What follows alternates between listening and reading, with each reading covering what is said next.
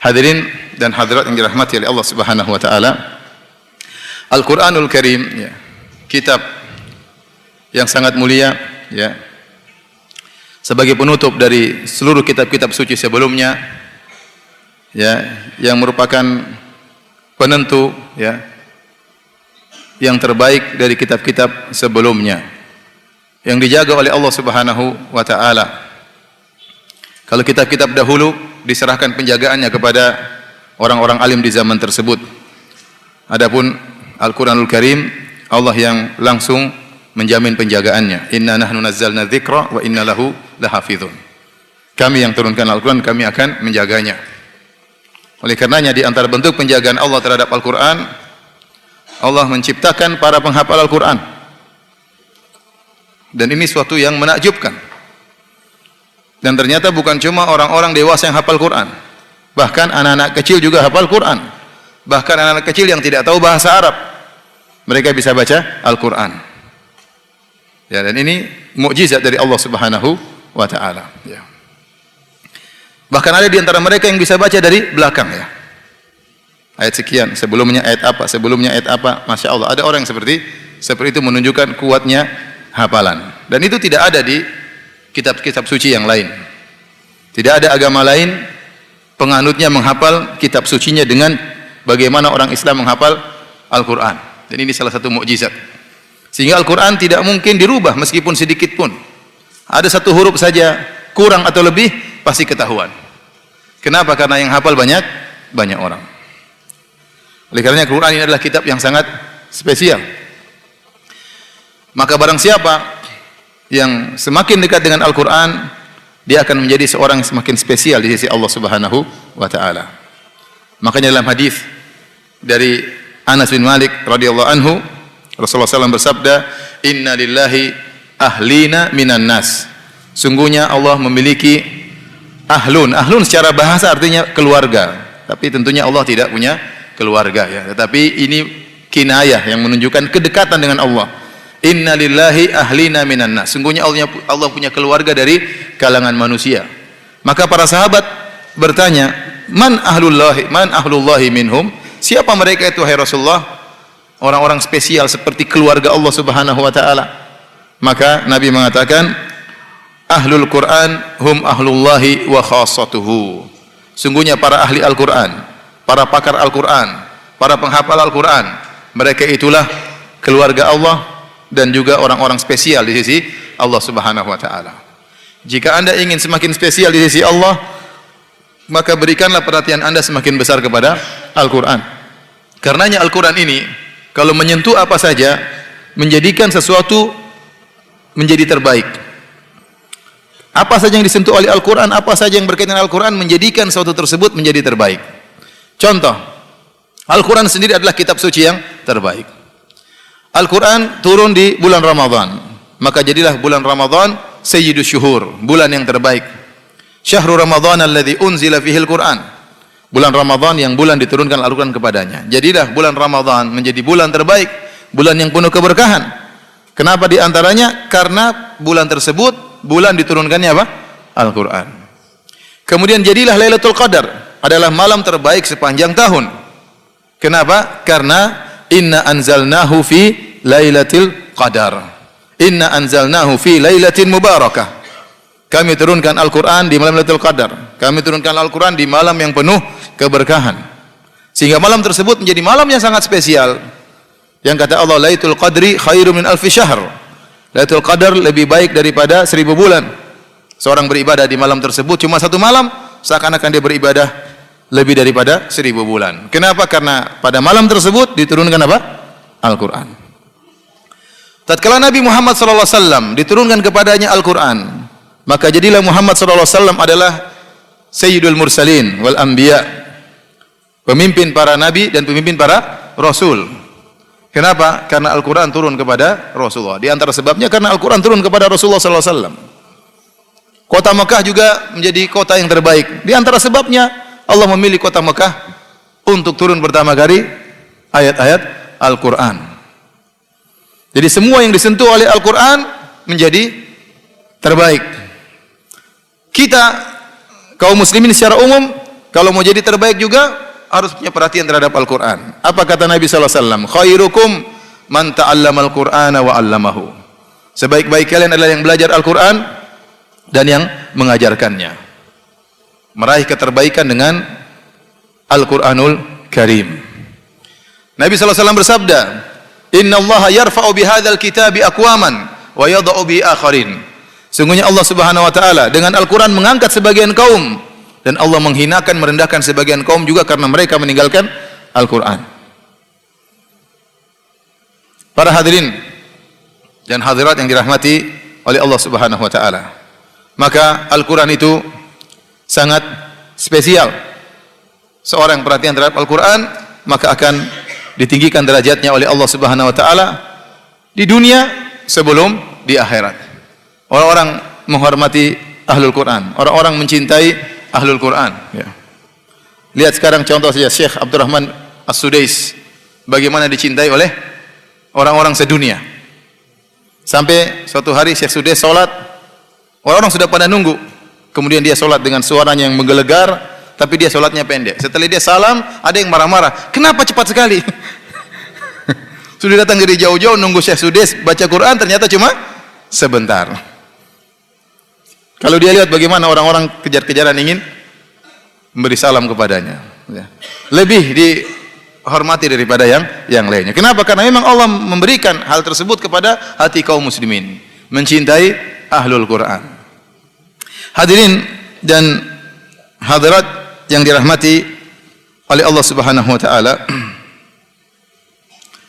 saya akan membacakan hadis-hadis yang menjelaskan tentang keutamaan Ahlul Quran, di mana Al-Quran akan menjadi hujjatun lahu, akan menjadi pembelanya.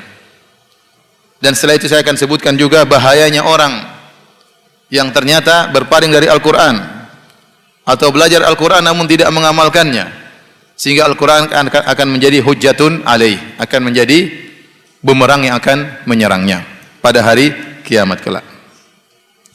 Di antara hadis-hadis yang menunjukkan akan keutamaan Al-Quran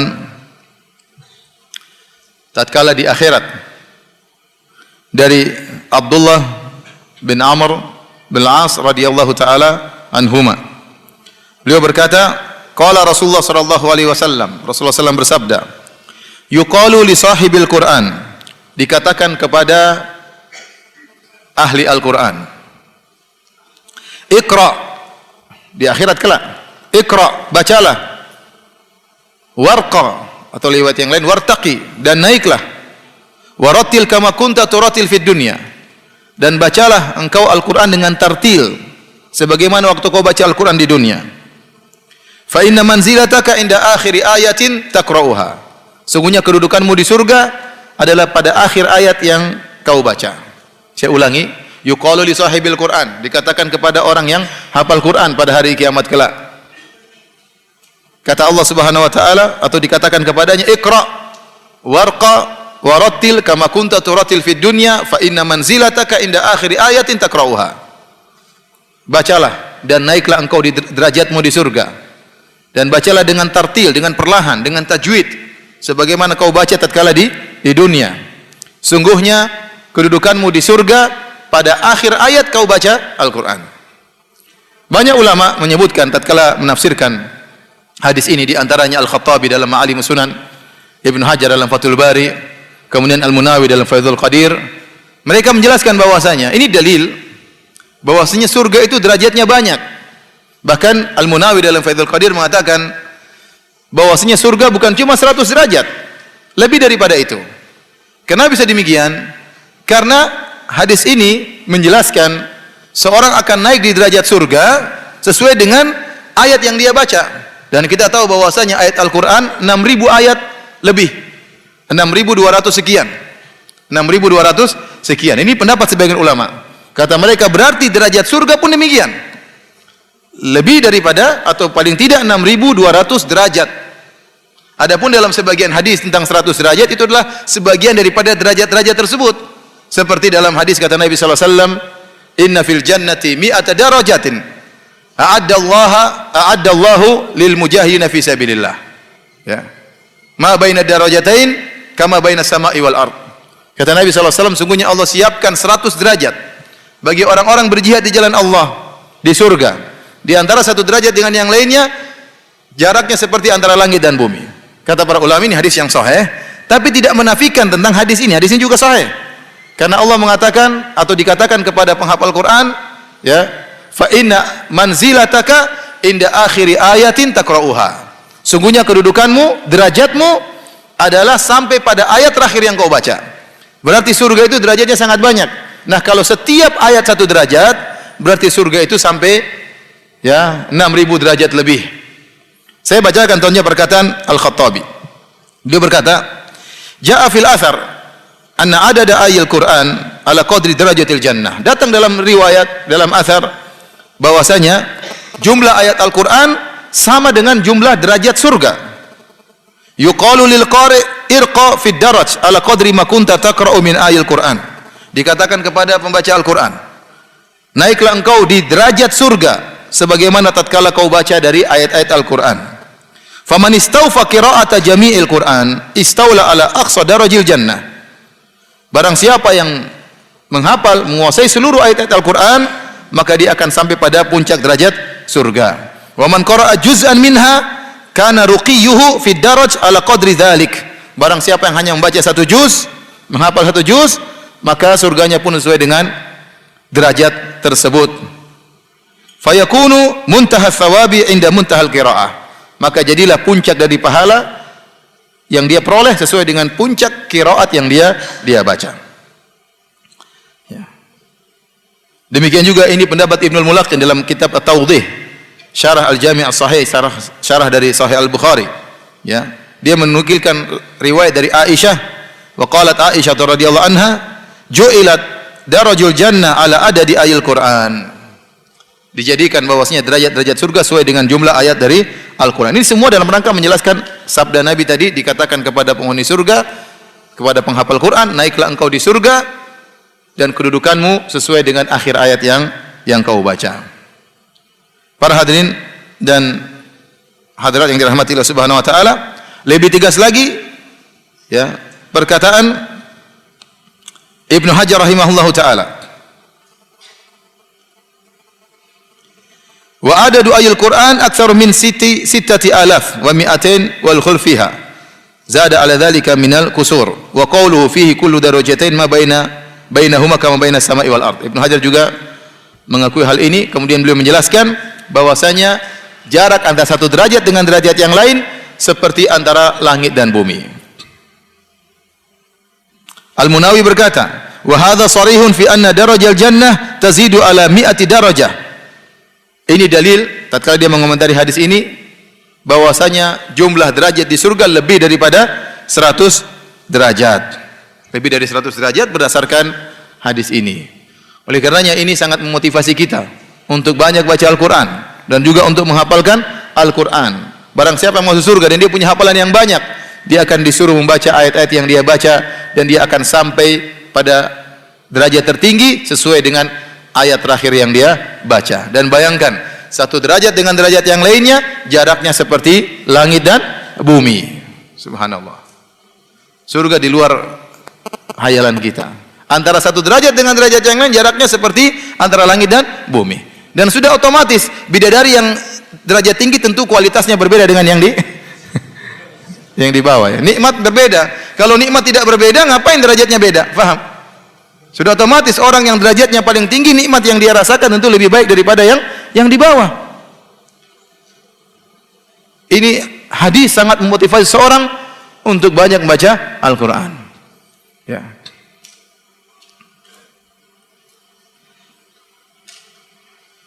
Sebagian ulama berpendapat bahwasanya hadis ini hanya berlaku kepada orang yang hafal Quran. Bukan hanya sekedar membaca. Ada yang mengatakan membaca cukup. Kalau dia baca dengan tartil, dia sering mengulang-ulang, dia masuk dalam hadis ini. Tapi sebagian ulama mengatakan tidak. Ini bagi orang yang menghafal Quran. Semakin banyak hafalannya, maka semakin tinggi di sisi Allah pada hari kiamat kelak. Nah, antum sudah hafal berapa juz? Ikhwan, juz amma sudah selesai belum? Nah, lumayan, juz amma itu kan ayatnya pendek-pendek ya. Jadi derajatnya banyak nanti. Saya sudah hafal 7 juz. Juz apa? Juz apel, juz jeruk, juz macam-macam. Ya akhi, seorang berusaha bertakwa kepada Allah semaksimal mungkin untuk menyisihkan waktu untuk baca Quran, untuk menghafal Al-Quran. Semampunya. Ustaz, mudah sekali orang naik di atas surga. Antum kira mudah hafal Quran? Hafal saja mudah. Untuk bisa menjaganya tidak gampang. Fa innahu ashaddu tafallutan minal ibili fi iqalihi. Atau kama qala Nabi sallallahu alaihi wasallam. Al-Quran itu cepat sekali lepas. Lebih cepat lepas daripada onta dari ikolnya. Onta itu kalau diikat dengan ikol, kalau dia sudah duduk, dideremkan, diikat dengan ikol, dengan sayap. Dia suka gerak-gerak. Dia suka gerak-gerak, ini ikolnya jadi longgar, lama-lama apa? Lepas. Nah, orang supaya ontanya tidak pergi, dia harus ngecek lagi, diperbaiki lagi apa? Ikolnya, diperbaiki lagi ikolnya. Sama Al-Quran, kalau tidak diulang, pasti lepas. Mau pakai metode apa saja. Ustaz, ini metode canggih, Ustaz. Iya, canggih tapi lepasnya juga canggih. Hilangnya juga apa? Canggih. Orang banyak bikin metode, sekian bulan hafal Quran, setiap. Benar, mungkin dia bisa hafal, tapi untuk menjaganya susah. Dia harus ulang-ulang. Kenapa Allah membuat cepat lepas? Agar Allah ingin antum sering baca Quran. Orang mungkin hafal nasyid atau hafal qasidah, hafal syair, tidak lupa-lupa. Tapi kalau Quran memang harus demikian. Allah ingin Anda mengulang-ulangi apa? Al-Quran. Gak mungkin ada orang hafalannya kuat, dia tidak pernah murojaah, gak mungkin. Betapapun pintarnya dia, pasti akan lepas. Nabi yang bilang, mudah lepas dari seseorang. Antum tanya para penghafal Quran. Tanya bagaimana beratnya mereka menjaga Al-Quran. Ya.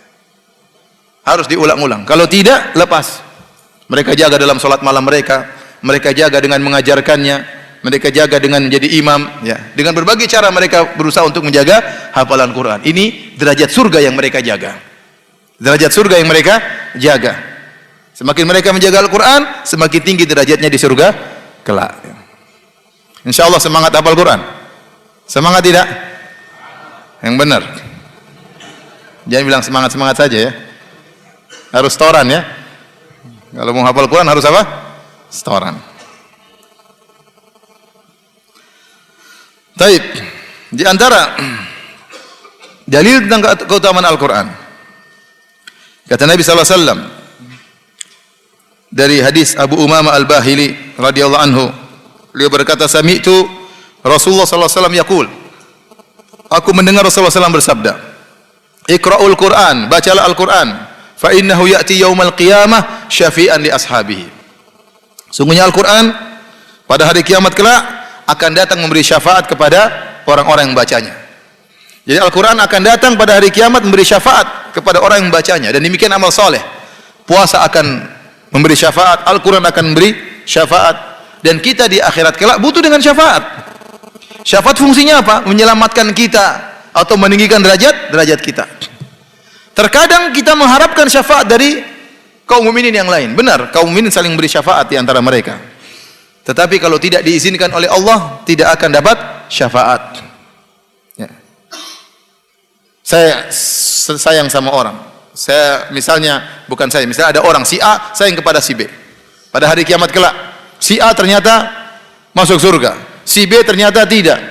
Dan dia sangat sayang kepada si B. Temannya mungkin waktu di dunia, ingin beri syafaat agar si B bisa selamat. Allah tidak izinkan, tidak bisa. Allah tidak izinkan, tidak bisa. Berbeda dengan amal soleh. Amal soleh dengan sendirinya akan beri syafaat kepada pelakunya. Amal soleh, Allah sudah bikin aturan, amal soleh akan beri syafaat kepada pelakunya. Orang kalau baca Quran, Allah sudah bilang, Al-Quran akan datang memberi syafaat kepada pembacanya. Akan dibela oleh Al-Quran. Akan beri syafaat pada pembacanya. Kemudian Nabi bersabda, Iqra'u Zahrawain, Al-Baqarah wa surat Ali Imran. Bacalah surat Al-Baqarah dan bacalah surat Ali Imran. Fa innahuma ta'tiyani yaumal qiyamah ka'annahuma ghamamatan aw ka'annahuma ghayayatan aw ka'annahuma firqan min tayrin sawaf tuhajjani an ashabihima. Bacalah Al-Quran, bacalah surat Al-Baqarah, bacalah surat Ali Imran. Sungguhnya dua surat tersebut akan datang pada hari kiamat seperti kumpulan dua awan yang besar atau kumpulan dua kelompok burung yang besar. Datang pada hari kiamat. Kenapa mereka datang? Kata Nabi sallallahu alaihi wasallam, tuhajani an ashabihima, seperti kumpulan burung-burung yang sedang mengepakkan sayapnya. Kata Nabi SAW, karena dua surat ini akan datang membela pembacanya. Ya. Akan membela pembacanya. Ini dalil bahwasanya Al-Quran akan datang dan membela orang-orang yang membacanya pada hari kiamat di sisi Allah Subhanahu wa Ta'ala. Dan hadis-hadis semakna dengan ini sangat banyak yang membenarkan sabda Nabi SAW, wal Qur'anu hujjatun lak. Al-Quran akan membelamu pada hari kiamat kelak. Taib. Apa syaratnya Al-Quran bisa jadi pembela kita? Apakah cukup dibaca saja? Jawabannya tidak. Ya. Al-Quran itu dibaca dan dipelajari dan diamalkan semaksimal mungkin. Seorang berusaha untuk mengamalkan Al-Quran, apa yang telah dia baca, apa yang telah dia pahami, maka dia berusaha untuk mengamalkannya. Oleh karenanya, syarat ini disebutkan oleh Nabi SAW dalam hadis yang sahih. Kata Nabi SAW, yu'ta bil Qur'ani yaumal qiyamah. Didatangkan Al-Quran pada hari kiamat. Wa ahlihi. Demikian juga pembaca Al-Quran akan didatangkan pada hari kiamat. Siapa ahlul Quran? Kata Nabi SAW, alladzina kanu ya'maluna bihi. Yang mengamalkan Al-Quran tersebut waktu di dunia. Jadi ahlul Quran itu bukan cuma yang sekedar baca, tapi berusaha mengamalkan Al-Quran. Tentu mungkin dia tidak bisa mengamalkan seluruhnya, artinya dia berusaha memperbaiki dirinya, berusaha mengamalkan apa yang dia baca, berusaha mengamalkan apa yang dia pahami. Jadi syaratnya seorang agar Al-Quran bisa membela dia pada hari kiamat, bukan sekedar dibaca, tapi dia baca, kemudian dia berusaha mengamalkannya sedikit demi sedikit. Ya. Taqdumuhu suratul Baqarah wa Ali Imran wa Alu Imran. Dia akan dipanggil oleh Allah Subhanahu wa taala dan di hadapan dia ada surat Al-Baqarah dan surat Ali Imran akan berjalan di depan dia. Untuk apa? Untuk membelanya di hadapan Allah Subhanahu wa taala. Ini yang harus kita pahami para hadirin hadirat yang dirahmati Allah Subhanahu wa taala. Bahwasanya Al-Qur'an itu memuliakan seorang bukan cuma sekedar dibaca. Dibaca, belajar tajwid, ini adalah sarana yang sangat penting, tapi dia bukan tujuan utama. Tujuan utama adalah untuk diamalkan. Oleh karenanya orang-orang yang membatasi Al-Quran hanya sekedar dibaca, dibelajar tajwidnya, belajar qiraahnya, tapi dia tidak berusaha mengamalkannya, maka ini tidak masuk dalam ahlul Quran. Fudail bin Iyad rahimahullah ta'ala pernah berkata, unzilal Qur'anu liyu'mala bih, fattakhadha an-nasu qira'atahu amala. Sungguhnya Al-Quran diturunkan oleh Allah untuk diamalkan. Maka sebagian orang hanya membatasi Al-Quran itu hanya dibaca saja. Mereka menyangka kalau dibaca itu sudah cukup mengamalkannya. Tidak. Baca Al-Quran pahalanya besar. Ya. Bagaimana kata Nabi SAW bahwasanya ya, baca Al-Quran setiap huruf berapa derajat? Berapa pahala? 10 derajat. La aqulu alif lam mim harfun, walakin alifun harfun, wa lamun harfun, wa mimun harfun. Saya tidak mengatakan alif lam mim satu huruf, tapi alif satu huruf, lam satu huruf, mim satu huruf. Wal hasanatu bi asyri amsalihha. Orang baca alif dapat 10 pahala, lam 10 pahala, mim 10 pahala, sudah 30. Coba baca. Alif lam mim dzalikal kitabul la raiba fi. Coba hitung berapa? Berapa pahala? Coba hitung. Alif lam mim dzalika, alif lam mim kaf ta alif ba kitabu. Lam alif la ra ya ba fa ya ha. Subhanallah. Alif lam mim dzalikal kitabul la raiba fi, ternyata sudah 20 huruf. Orang baca itu dia sudah mendapat 200 apa? Kebaikan. Luar biasa pahalanya. Tapi ingat, membaca Al-Quran adalah sarana untuk mengamalkannya. Barang siapa yang tidak mengamal Al-Quran, bahkan menyelisih Al-Quran, maka Al-Quran bukan jadi pembelanya, tapi Al-Quran akan menjadi bumerang yang menyerangnya pada hari kiamat. Inilah yang sangat berbahaya. Jadi Al-Quran itu cuma 2 pilihan. Kata Nabi SAW, Al-Qur'anu hujjatun lak au alaik.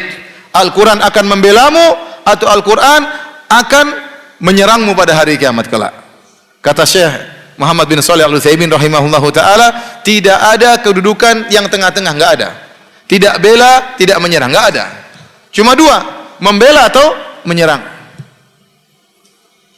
Maka kita berdoa kepada Allah semoga Allah menjadikan Al-Qur'an pembela kita pada hari kiamat kelak. Taib. Syarat tadi telah disebut oleh Nabi. Yu'ta bil Qur'an wa ahlihi alladzina kanu ya'maluna bihi. Didatangkan Al-Qur'an dan orang-orang ahli Al-Qur'an. Siapa mereka? Itu orang-orang yang mengamalkan Al-Qur'an tatkala di dunia.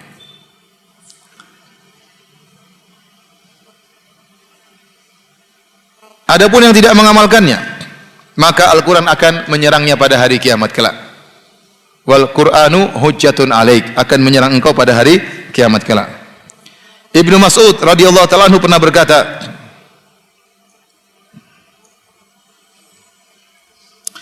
Yaji'ul Qur'anu yaumal qiyamah, Al-Qur'an akan datang pada hari kiamat. Fayashfa'u li sahibihi, dan dia akan beri syafaat kepada pembacanya. Fayakunu qa'idan ilal jannah, maka Al-Qur'an akan mengantarkan dia kepada surga. Au yashhadu alaihi, atau dia akan menyerang, menjadi saksi atas kekurangan orang ini. Fayakunu sa'iqan ilan nar, maka Al-Qur'an akan membimbing dia menuju neraka jahanam. Ini menguatkan hadis Nabi sallallahu alaihi wasallam bahwasanya Al-Qur'an membela atau menyerang. Al-Qur'an akan datang, akan menjadi saksi membela kita, atau Al-Qur'an akan datang menjadi saksi untuk menyerang kita dengan berkata, ya Allah, si fulan tidak membacaku. Ya Allah, si fulan hanya meletakkan aku di rak, tidak dibaca sama sekali sampai berdebu. Ya Allah, si fulan hanya menghiasiku, tidak dibaca. Ya Allah, si fulan membacaku namun tidak mengamalkannya. Ya Allah, si fulan membacaku malah menyelisihinya. Ini serangan Al-Qur'an pada hari kiamat kelak. Akhirnya Al-Qur'an akan membimbing orang ini menuju neraka jahanam. Ini perkara yang sangat mengerikan. Oleh karena seorang tatkala baca Al-Quran, hendaknya dia baca dengan niat untuk mengamalkannya. Dia baca untuk niat mempelajarinya, dan dia baca untuk niat mengamalkannya. Ya. Dan saya berharap nanti di Ma'had Jabal Thariq ini juga ada pelajaran tafsir. Ya, bagi yang sudah mulai hafalannya banyak, nanti mudah-mudahan Ustaz Syamsuri bisa memberikan pelajaran tafsir kepada mereka sehingga mereka benar-benar memahami kandungan Al-Quran. Ya, sehingga lebih mudah untuk mengamalkannya. Karena ilmu tafsir itu ilmu yang sangat indah. Ilmu yang sangat indah, namun tidak banyak orang yang berkecimpung dalam ilmu tersebut. Ya. Oleh karenanya, di antara perkara yang disesali oleh Ibnu Taimiyah rahimahullah ta'ala, dia menyesalkan dirinya kurang berkecimpung dalam ilmu tafsir. Jadi disampaikan. Dan dia mulai berkecimpung dengan dalam ilmu tafsir tatkala beliau di penjara sebelum beliau meninggal dunia. Ya. Padahal kita tahu tulisan Ibnu Taimiyah tentang tafsir sangat banyak dan tafsirannya sangat menakjubkan, tapi itu dia masih merasa kurang. Ya. Itu pun dia masih merasa kurang. Dan saya lihat pun sekarang, ya, tidak banyak dai yang mengkhususkan dirinya untuk memperdalam ilmu tafsir. Padahal ilmu yang sangat indah dan benar-benar mengingatkan orang dengan Al-Qur'an. Orang kalau menguasai tafsir juz amma saja, ini akan mempengaruhi kehidupannya, mempengaruhi salatnya. Kalau dia baca, dia akan benar-benar tahu makna ayat-ayat ini. Dan itu membuat dia lebih khusyuk dalam salatnya. Makanya seorang ulama berkata, orang yang baca Al-Fatihah dengan orang yang baca Al-Fatihah dengan terjemahannya, lebih khusyuk orang yang baca Al-Fatihah dengan terjemahannya. Akan beda tingkat kekhusyuannya. Orang baca Al-Fatihah dengan terjemahannya, dengan orang yang baca Al-Fatihah dengan tafsiran singkat, akan lebih khusyuk orang baca Al-Fatihah dengan memahami tafsir singkatnya. Orang baca Al-Fatihah dengan tafsiran singkat, dengan orang baca Al-Fatihah dengan tafsir yang mendalam, kekhusyuannya lebih lagi. Kenapa? Karena dia ngerti betul maksudnya apa, maksud dari iyyaka na'budu wa iyyaka nasta'in. Alhamdulillah rabbil alamin. Apa maksudnya rabbil alamin? Dia akan paham dengan dalam. Ini mempengaruhi salatnya, mempengaruhi kekhusyuannya. Kita saja terkadang tidak tahu artinya, kita merasa khusyuk. Merasa. Gak ngerti. Ya, gak ngerti. Imam baca nangis, kita ikut nangis, gak tahu kenapa. Pokoknya terbawa suasana. Apalagi kalau kita ngerti artinya. Apalagi kalau kita ya paham tafsirnya.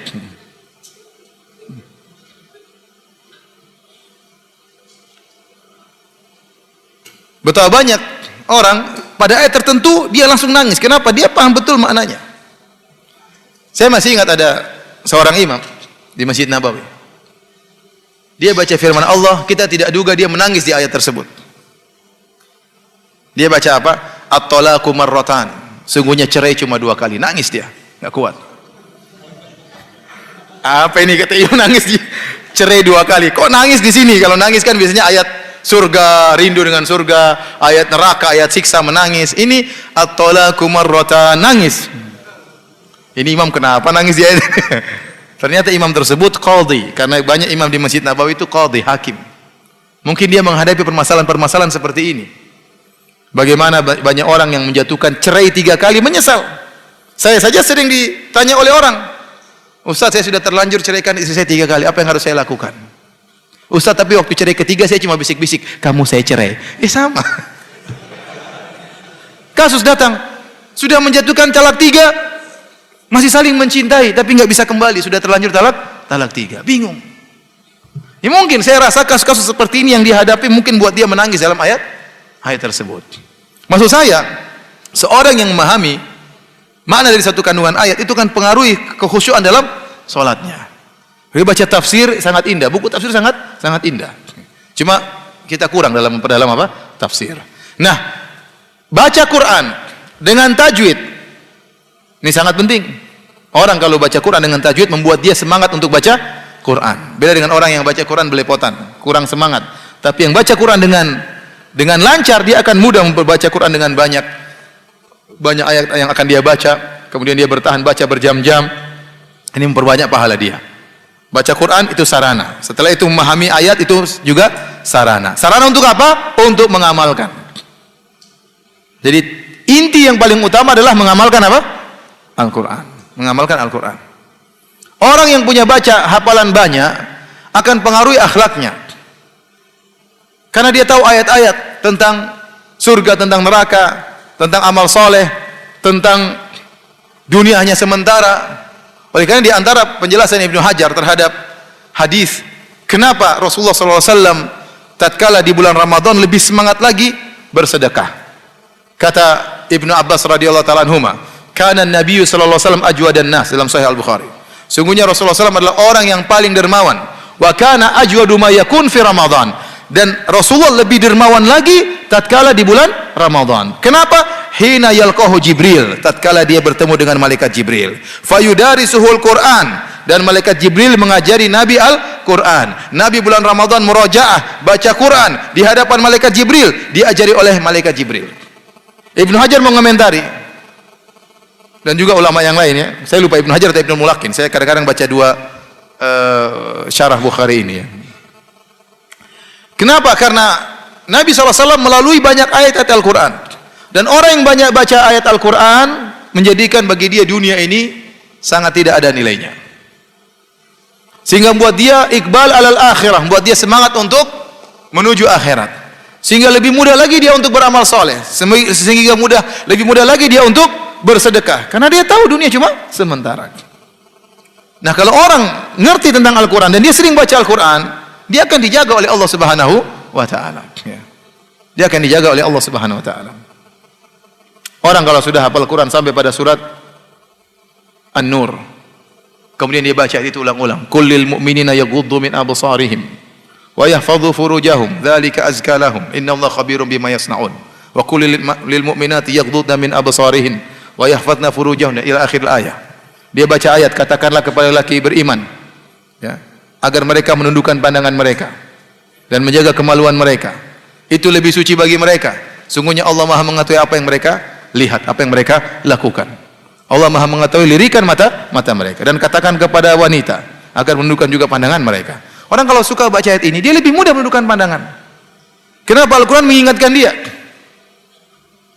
Tapi coba yang kalau dia hafal lagu dangdut, kau yang di sana, oh sudah. Itu yang pikiran cewek, cinta, rindu ya.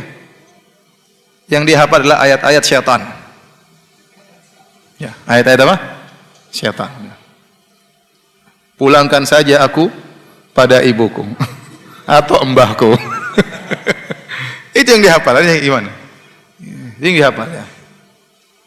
Bagaimana kemudian dia menundukkan pandangan? Bagaimana dia bertakwa kepada Allah Subhanahu wa Ta'ala? Jadi para hadirin Allah Subhanahu wa Ta'ala, Al-Quran itu dibaca dengan tajwid, itu sangat perlu untuk membantu memudahkan memahami. Setelah itu kemudian diamalkan. Nah, untuk mengamalkannya di antaranya prosesnya dengan membaca terlebih dahulu, menghafalkannya, berusaha dengan tajwid, berusaha memahami maknanya. Ini semua adalah semua perkara yang penting. Belajar penting, belajar tafsir juga penting, mengamalkannya juga lebih jauh lebih penting. Karena Al-Qur'an diturunkan tujuannya untuk diamalkan. Taib. Saya bacakan lagi hadis tentang bahayanya orang yang tidak mengamalkan Al-Qur'an. Dalam Sahih Al-Bukhari, satu hari Rasulullah SAW bertanya kepada para sahabat, hal ra'a ahadum minkum ru'yah? Apakah ada di antara kalian yang melihat mimpi? Untuk menceritakan mimpinya kepada Nabi sallallahu alaihi wasallam, dan Nabi menafsirkan mimpi tersebut. Qulna la, kata kami tidak bermimpi. Maka Nabi kemudian berkata, lakinni ra'aitu lailata rajulaini atayani fa akhadha bi yadi. Akan tapi semalam aku bermimpi melihat ada dua orang datang, kemudian membawaku, memegang tanganku. Fa akhrajani ilal ardil muqaddasati. Kemudian mereka berdua membawa aku keluar menuju satu tempat yang suci, bumi yang suci. Fa idza rajulun jalis. Tiba-tiba aku melihat ada seorang yang duduk. Wa rajulun qa'imun. Ada yang duduk, ada laki-laki yang lain berdiri. Biyadihi kallubun min hadid. Orang yang berdiri ini memegang besi yang tajam, yang bengkok. Innahu yudkhilu dhalikal kallub fi shidqihi hatta yablugha qafahu. Kemudian ternyata orang yang berdiri ini masukkan besi di mulut orang yang duduk di sini, sidq. Kemudian ditarik robek sampai ke lehernya. Tsumma yaf'alu bi shidqihi al-akhar. Kemudian bagian satunya ditarik lagi, robek ke belakang. Wa yalta'imu shidqu hadza fayauduhu fayasna'u mislahu. Waktu dia tarik robek, kemudian dia gantikan tarik yang kiri, waktu ditarik robek sebelah kiri sampai belakang, yang sini sudah sembuh. Tarik lagi, bagian sini sudah sembuh. Terus disiksa seperti itu. Fayaudu fayasna'u mislahu. Terus dia melakukan demikian. Qultu ma hadza? Aku bertanya kepada dua orang tersebut, siapa ini? Qala intalik. Kata dua orang ini, kita jalan lagi. Fantalaqna hatta ataina ala rajulin muttaja'in. Kami pun berjalan sampailah kami pada seorang yang sedang berbaring, ala qafahu, tidur terlentang begini tidurnya di atas lehernya. Wa rajulun qa'imun ala ra'sihi bi fihrin aw sakhratin, dan ada seorang berdiri di atas dia, di atas sebuah batu, atau dia membawa sebuah batu. Fayashdakhu bihi ra'sahu. Kemudian orang yang berdiri ini yang dibawa lagi tidur terlentang di atas punggungnya, di atas lehernya, yang berdiri mengambil batu kemudian lemparkan ke kepalanya. Pecahlah kepalanya. Fa idza darabahu tadahdahal hajaru. Begitu dia lemparkan ke kepalanya hancur, maka batu buat lempar tadi jatuh. Fantalaqa ilaihi liya'khudhahu. Maka yang berdiri tadi pergi menuju batu yang jatuh tadi. Yang dia jadi lemparkan batu, kepalanya orang ini pecah, jatuhnya bergulir, batunya bergulir, menggelinding. Kemudian dia datang pergi menuju ke batu tersebut, dia ambil lagi. Fala yarji'u ila hadza hatta yalta'ima ra'suhu wa ada ra'suhu kama kan. Begitu dia ambil batunya, dia balik lagi, kepala orang di bawah sudah kembali lagi. Fa'ada ilaihi fadarabahu. Kemudian dia balik, dia pukul lagi kepalanya. Terus demikian sampai hari kiamat seperti itu. Terus demikian. Qultu man hadza? Aku bertanya, siapa orang ini? Yang disiksa itu siapa? Seperti itu. Qala intaliq. Kata dua orang ini, pergi. Kita berjalan. Fantalaqna ila thaqbin misli tanur. Kami pun berjalan sampailah kami ke suatu tempat, ada lubang kecil seperti tungku, ya, tanur. A'lahu dhayyiq wa asfaluhu wasi'. Di atasnya kecil, di bawahnya luas. Yatawaqqadu tahtahu naran, di bawahnya ada api yang menyala-nyala, menyalakan tungku tersebut. Ya. Kalau antum ke Arab Saudi antum tahu full itu kalau antum full itu kan tempatnya gini, belakangnya besar ya. Di atasnya kecil untuk ngambil full, semacam jenis makanan ya. Ya semacam kendi seperti itu, bawahnya luas, atasnya kecil. Tapi di bawahnya dinyalakan api yang sangat panas.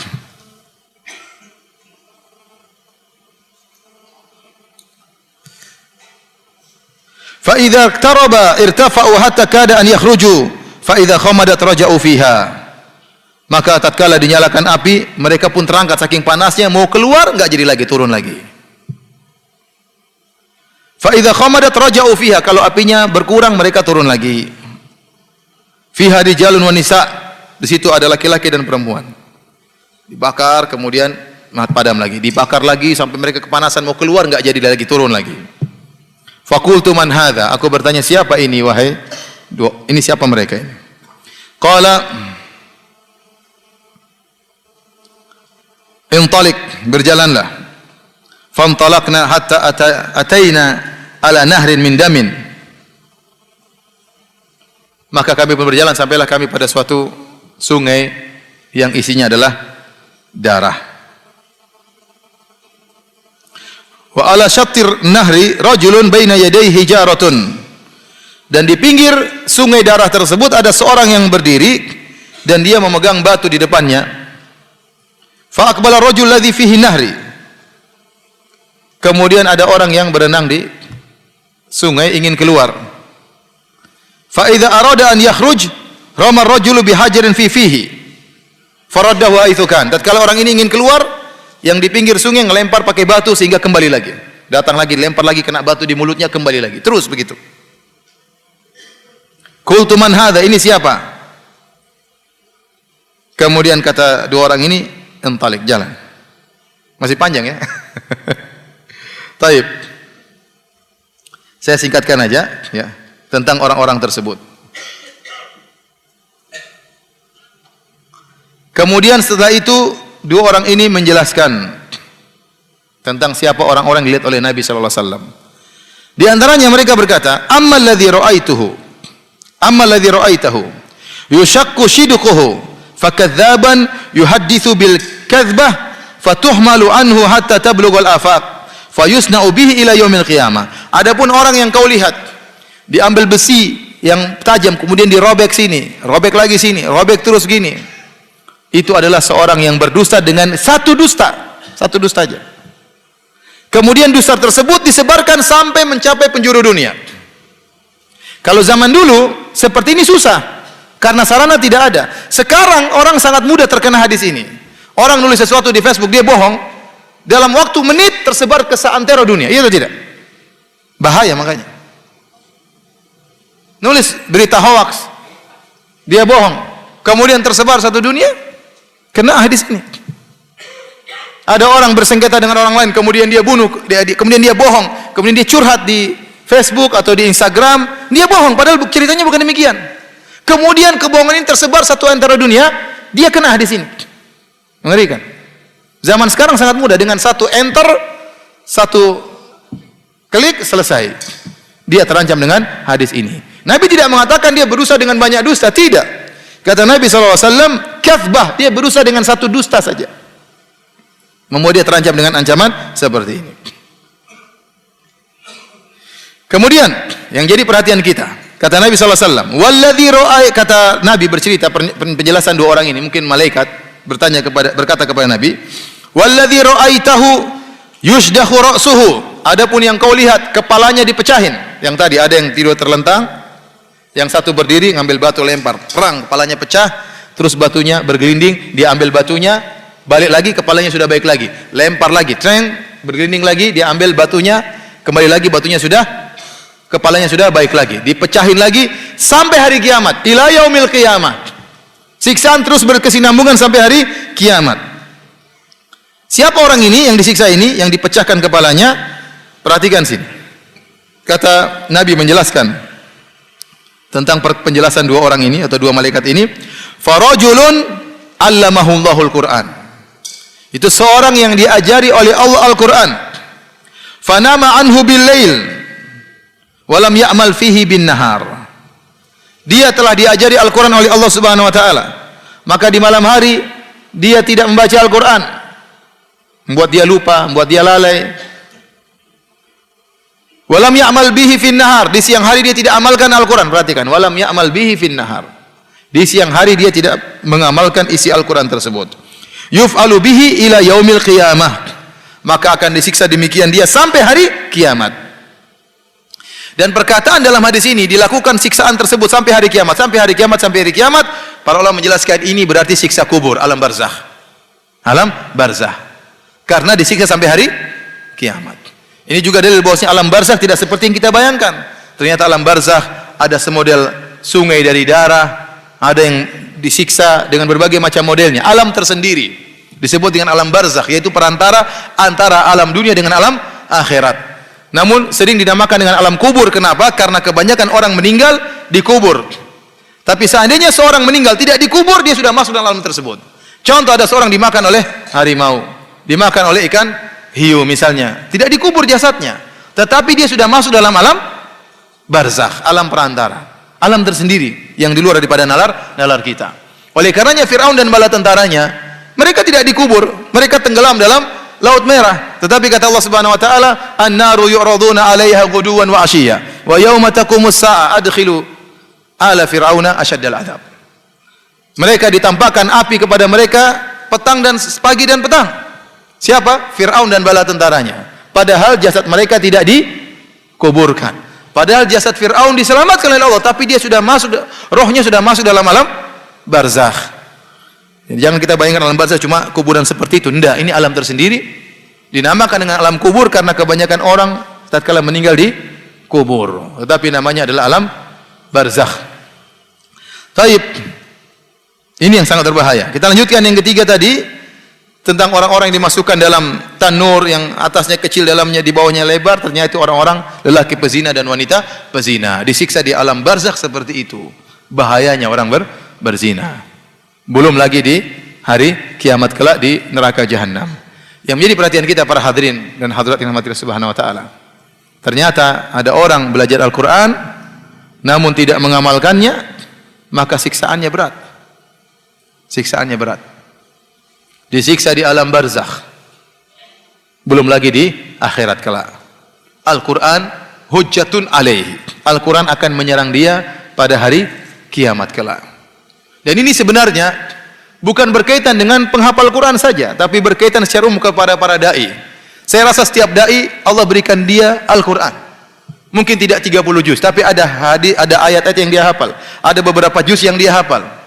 Ini sangat berbahaya bagi para dai. Ternyata dakwah yang dia lakukan, ternyata bacaan Quran yang dia lakukan bukan mengantarkannya kepada surga, justru mengantarkannya kepada neraka jahanam. Kenapa? Karena Al-Quran yang sudah dihafalkan tidak dia amalkan. Tidak dia amalkan. Bahkan dia selisihi. Dia sudah hafal ayat-ayat tentang larangan ini, larangan itu, maka dia selisihi.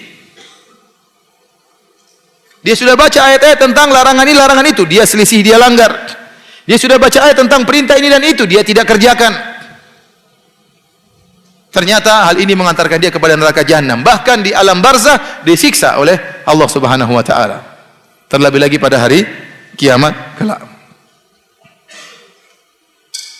Oleh karenanya di antara doa Nabi sallallahu alaihi wasallam, Allahumma inni a'udzubika min ilmin la yanfa. Ya Allah, aku berlindung kepada Engkau dari ilmu yang tidak bermanfaat. Di antara bentuk ilmu tidak bermanfaat adalah ilmu yang tidak diamalkan. Ilmu yang tidak diamalkan. Oleh karenanya Al-Imam Asy-Syatibi rahimahullahu taala dalam kitabnya Al-Muwafaqat menjelaskan tentang ilmu, di antaranya Al-Qur'an. Al-Qur'an adalah bagian daripada ilmu agama.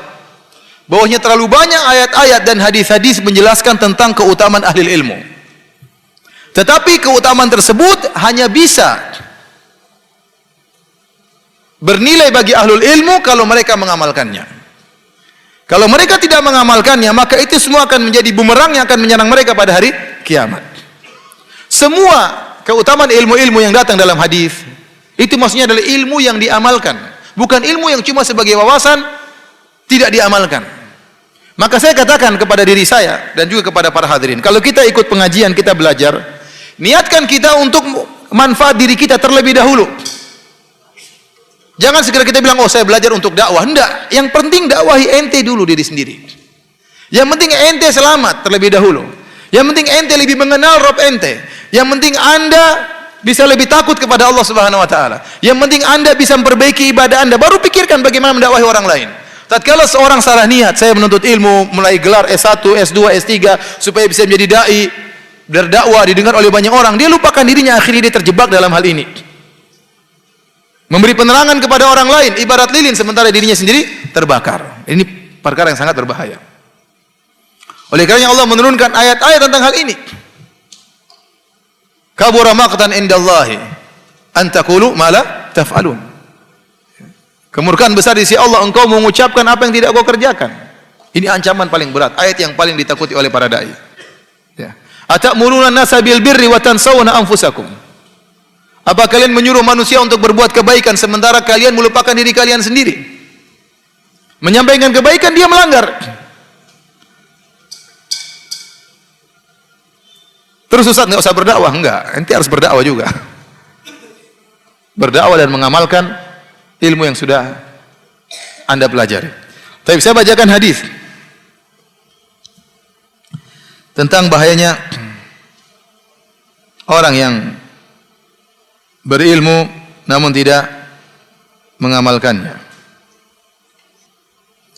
Dari Usama bin Zaid radhiyallahu taala anhu.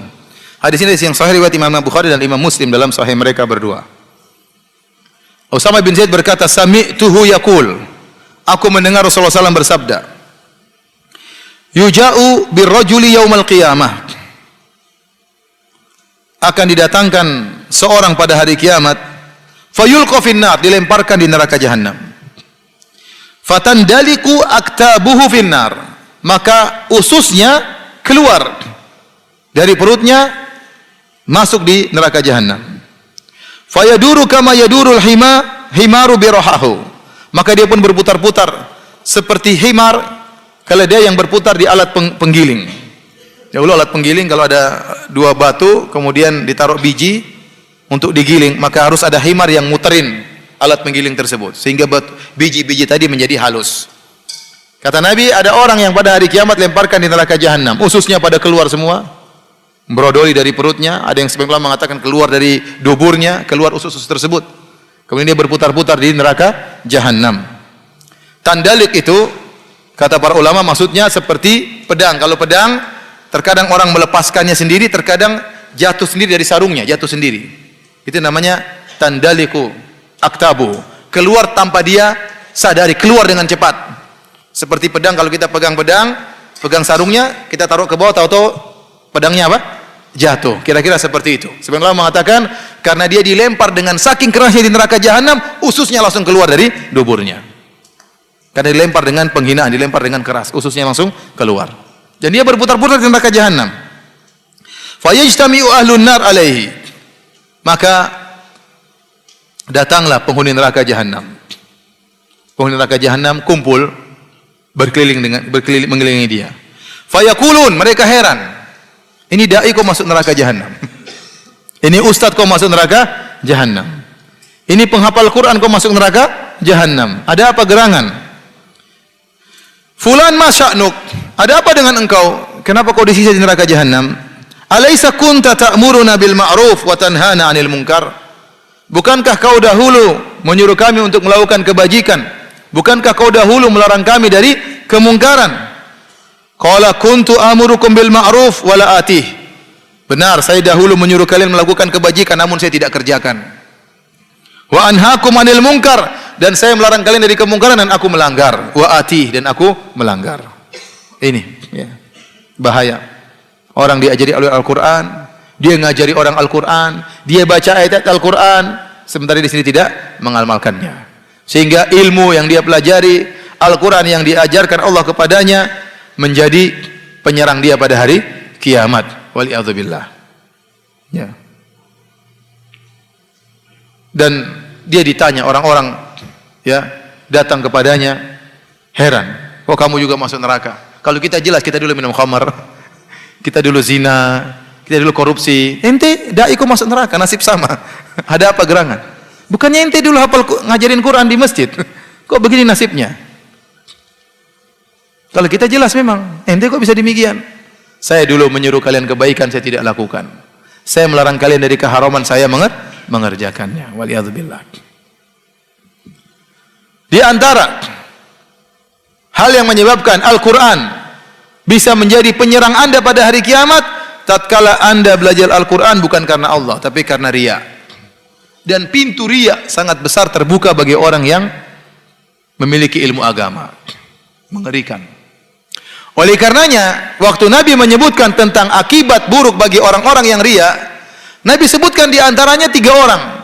2 orang di antaranya ahlul ilmi, yang ketiga dermawan. Kenapa 3 orang ini 3 orang yang hebat?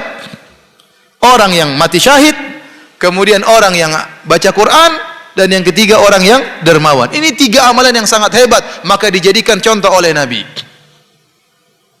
Seandainya mereka mengerjakan 3 amalan ini ikhlas karena Allah, surga mereka sangat tinggi. Tadi yang mati syahid kata Nabi, inna fil jannah mi'ata darajah a'addaha Allah lil mujahidin fi sabilillah. Di surga ada 100 derajat Allah siapkan bagi orang-orang yang berjihad di jalan Allah Subhanahu wa taala. Di antara 3 orang ini, orang kedua adalah orang yang ahli Quran, ustadz. Namun Al-Quran akan menyerang dia pada hari kiamat. Kenapa? Selama ini dia mengajarkan Al-Quran, selama ini dia berdakwah, ternyata bukan karena Allah.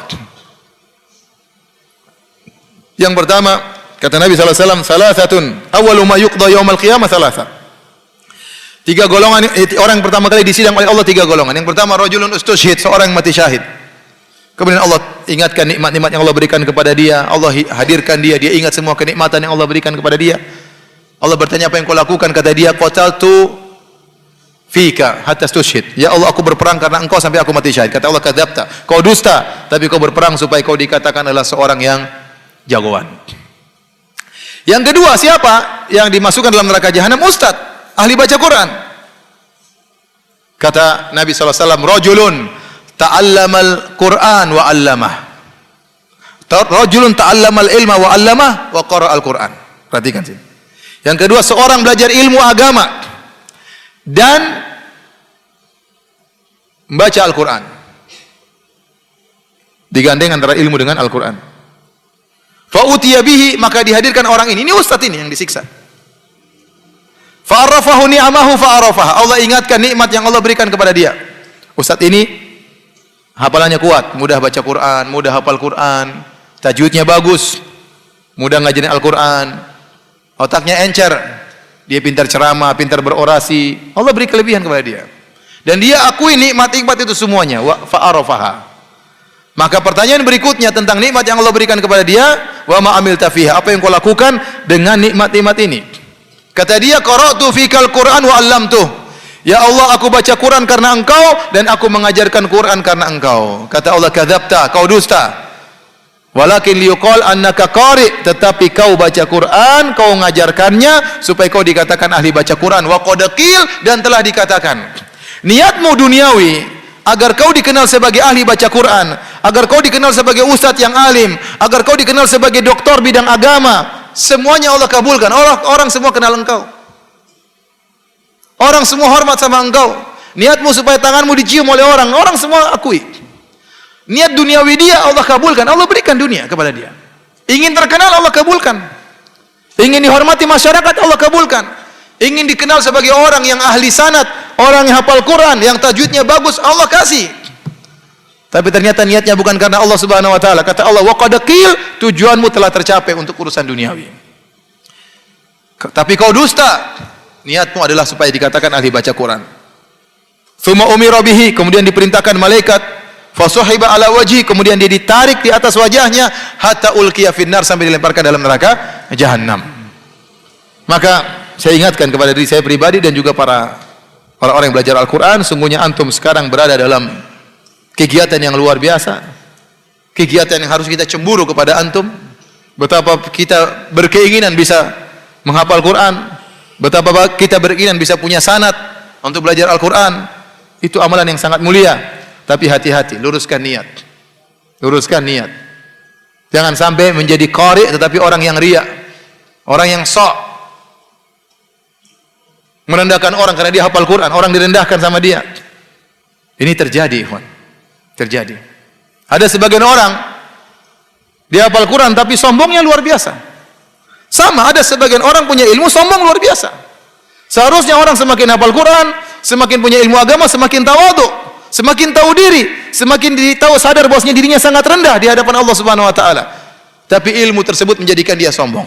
Saya sering katakan, sebagaimana harta bisa buat orang sombong, sebagaimana jabatan bisa buat orang sombong, ilmu juga bisa bikin orang sombong. Bahkan potensi orang sombong gara-gara ilmu juga besar. Nggak usah ustadz, bahkan orang yang ngaji saja, itu baru ngaji. Kita sudah lama, jenggot kita udah panjang, itu baru. Ada seperti itu. Ada seperti itu. Dia bisa ujub, dia bisa sombong, padahal ilmunya cuma sedikit. Saya beberapa kali ditanya, Ustadz, saya ini baru belajar, sadar dia. Waktu saya bahas tentang bahayanya riya, bahwasanya kita harus berjuang melawan ujub. Ada yang tanya sama saya, berapa kali saya ditanya, Ustadz, saya ini baru hafal sekian juz, tapi kenapa saya ujub, Ustadz? Saya baru belajar agama, kenapa saya riya, Ustadz? Apa obatnya?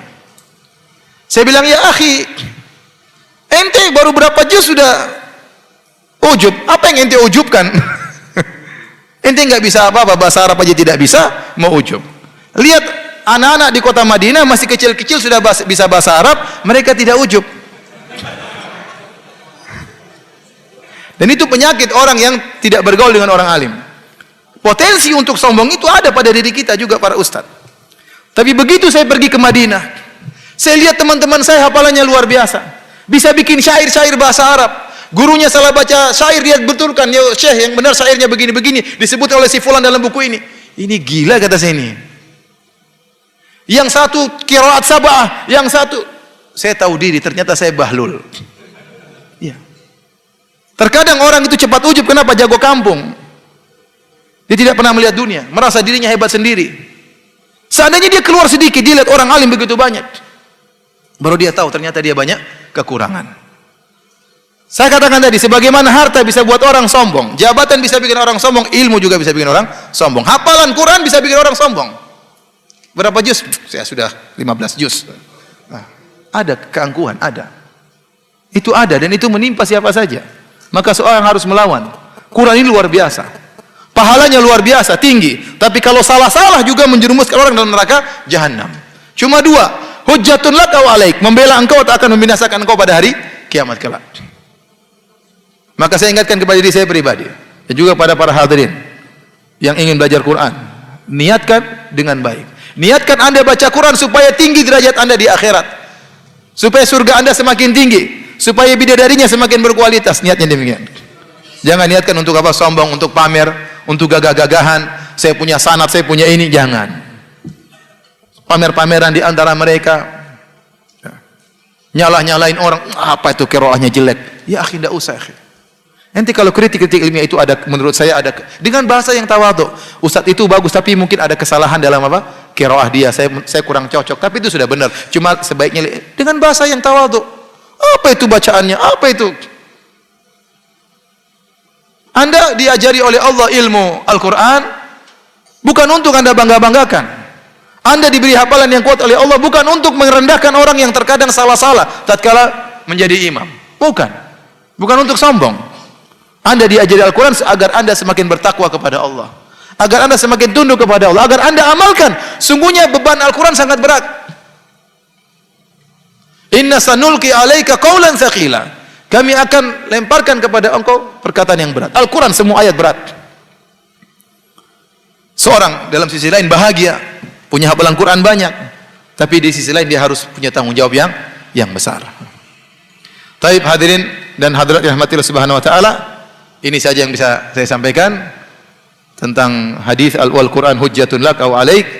Quran adalah pembelamu atau penyerangmu pada hari kiamat. Semoga Allah Subhanahu wa taala menjadikan kita orang-orang yang ahlul Quran dan dibela oleh Al-Quran pada hari kiamat kelak. Amin ya rabbal alamin.